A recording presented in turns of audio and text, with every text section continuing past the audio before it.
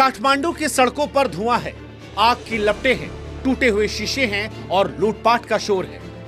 पशुपतिनाथ मंदिर के दरवाजे ऐसे खटखटाए जा रहे मानो जैसे आस्था को भी आग में झोंक देने की साजिश हो। हिल्टन होटल राख बन चुका है, संसद भवन की ऐतिहासिक दीवार ढह रही है, मॉल्स खाली हैं और लोग वहां से एसी फ्रिज चुरा कर भाग रहे हैं। ये सब कुछ देखकर ऐसा लगता है जैसे मानो नेपाल ने खुद नेपाल को जलाने का मन बना लिया। सबने इस्तीफा दे दिया, प्रधानमंत्री देश छोड़कर भाग गए, कैबिनेट भंग हो गई, राष्ट्रपति जो है वो गायब हैं, लेकिन नेपाल में आग अभी भी सुलग रही है। नेपाल से जो तस्वीरें आ रही हैं वो दुनिया को परेशान करने वाली है। और नेपाल के आज जेनजी से हम कहने वाले हैं कि हे जेनजी, ये तुम्हारा नेपाल है। वो नेपाल, वो देश जो कभी बुद्ध की शांति का प्रतीक था, आज अराजकता की आग में जल रहा है। तुमने भ्रष्टाचार, नेपोटिज्म और सोशल मीडिया बैन के खिलाफ आवाज उठाई। वो आवाज सही थी, उस आवाज को हमने भी आवाज दी, लेकिन अब जो कुछ हो रहा है वो सही नहीं है। ये आग, ये लपटें, ये तोड़फोड़, ये लूटपाट, ये तुम्हारा नेपाल नहीं है। तुम्हारे नाम पर जो कुछ नेपाल में हो रहा है वो तुम्हारे भविष्य के लिए सही नहीं है। और तुम खुद कल्पना करो कि क्या तुम एक ऐसा नेपाल चाहोगे जहां पर्यटक डर रहे हो, जहां पर इन्वेस्टर्स डर रहे हो, भागना चाहें? क्या तुम्हारी सड़कों पर तुम चाहोगे गरीबी पसरे? तुम्हारा गुस्सा कुछ विषयों को लेकर था, तुम्हारा गुस्सा कुछ व्यक्तियों को लेकर था, लेकिन इस गुस्से में अगर नेपाल जला तो फिर तुम्हारा भविष्य भी जल जाएगा। अब सवाल यह नहीं है कि पुरानी सरकार ने क्या किया, आज सवाल यह है कि जेनजी तुम क्या करने वाले। ये नेपाल तुम्हारा है, इस नेपाल में तुम्हें रहना है, लेकिन जो कुछ नेपाल में हो रहा है वो क्रांति नहीं, वो खुद के घर को जलाने जैसा है। वो जो एक फिल्म में डायलॉग था कि शुरू मजबूरी में किए थे, लेकिन अब लालच बहका रहा है। और इसीलिए इससे पहले कि ये जलना, जलाना, लूटपाट करना तुमको मजा देने लगे, तुमको इस बात का एहसास करना होगा कि ये तुम्हारा घर है, तुमको यहीं रहना है, इसे नष्ट नहीं करना है। मुद्दा हल होना चाहिए, ना कि देश का नाश होना है, क्योंकि जो बचा है वो डरावना है। और अब नेपाल को बचाने की जिम्मेदारी जेनजी तुम्हारी है। इस अपील के साथ साथ आज हम दर्शकों से भी अपील करेंगे कि आप हमारे व्हाट्सएप चैनल से जरूर जुड़िए, ताकि हमारे वीडियोस आप तक जल्दी पहुंच सकें। कमेंट सेक्शन में, डिस्क्रिप्शन में हमने लिंक दे रखा है। लेकिन अब बात करते हैं नेपाल में भ्रष्टाचार की चिंगारी से कैसे विनाश तक की कहानी बन रही है। नेपाल में जो कुछ हुआ वो अचानक नहीं हुआ। ये गुस्सा, ये आग कई महीनों से सुलग रहा था।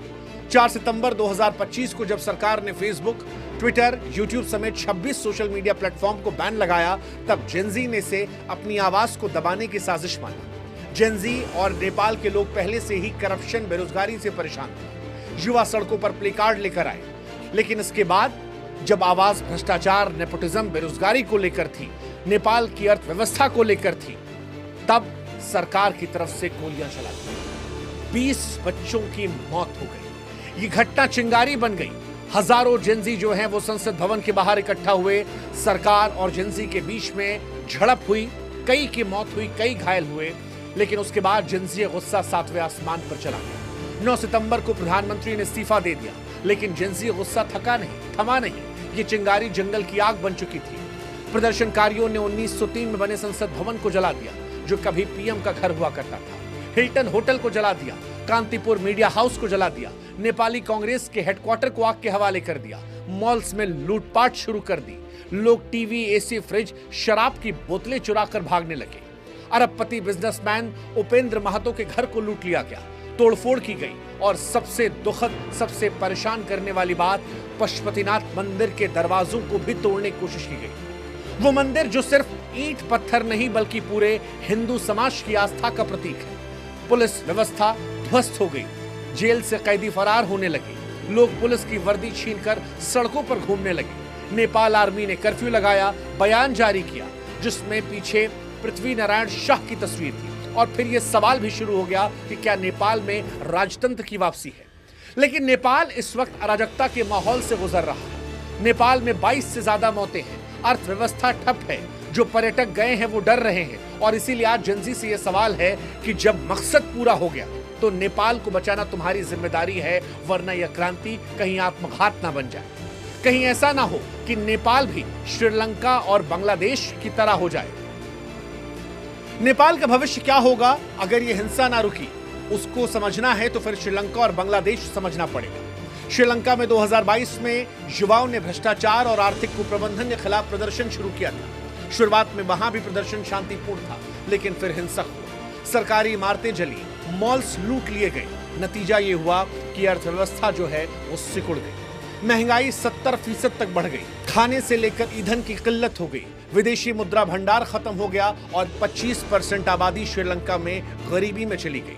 श्रीलंका में बच्चे कुपोषित होने लगे, बेरोजगारी चरम पर पहुंच गई। IMF ने $3 बिलियन का पैकेज दिया, लेकिन रिकवरी आज भी अधूरी है। नेपाल की अर्थव्यवस्था भी आने वाले पर्यटकों से है, पर्यटन पर है। रेमिटेंस